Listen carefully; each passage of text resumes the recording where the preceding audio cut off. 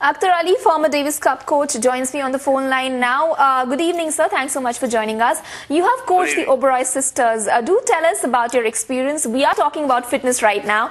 So what is the difference that you see between these two girls, who obviously are really fit and with the kind of work they've been doing, and the others? When you talk about these sisters and many others training so hard and striving to achieve what they want to achieve, but then you have some restraints in terms of maybe a sports ministry ruling or other factors like fitness, and these women not being able to, not being provided with the correct opportunities. So how do you think we can take Indian women on an international pedestal to represent the sport?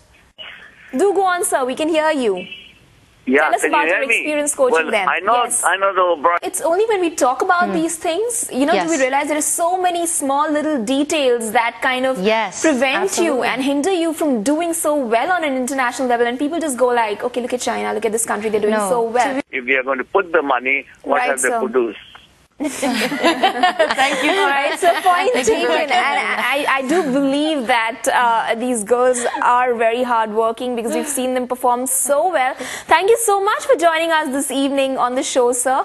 Well, we will talk a lot more about the Oberoi sisters sitting here, right here with me in the studios, and of course the Australian Open. A lot to talk about that as well, but after a short commercial break. And Djokovic defending his title, and if he wins it this time, it will be the third time in a row that he'll be winning the Australian Open. And of course Federer, he's always a favorite to win any Grand Slam.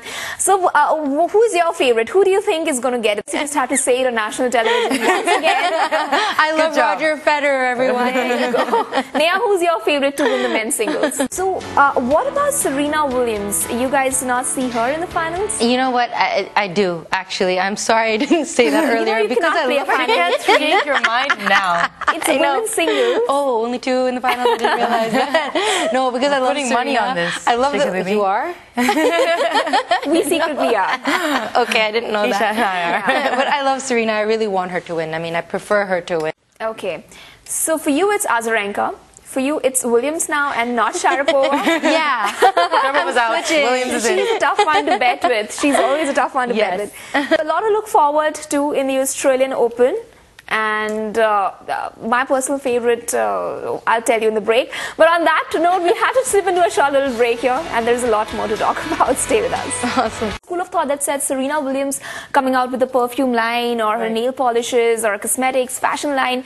Some people do argue that that kind of does digress her from her career path. But when I look at the numbers, she's actually won about 35 of her last 36 matches. Right. So, are you an Oberoi sisters fan, firstly? Yeah.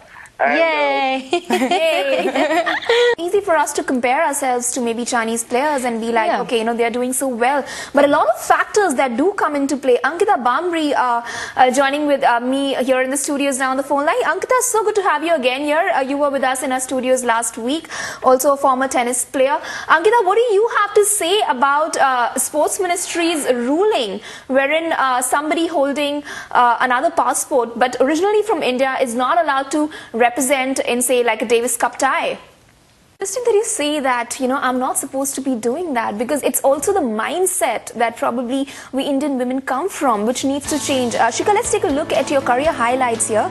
You've obviously made us very proud. You've been, probably the constraint here is more endemic than chronic. It's a traditional, and okay, women in general are probably not as one sees as sports persons. Like you yourself said, women with muscles are not always considered sexy, and that's the way traditionally we are tuned. That's the way traditionally we've been thinking all these years.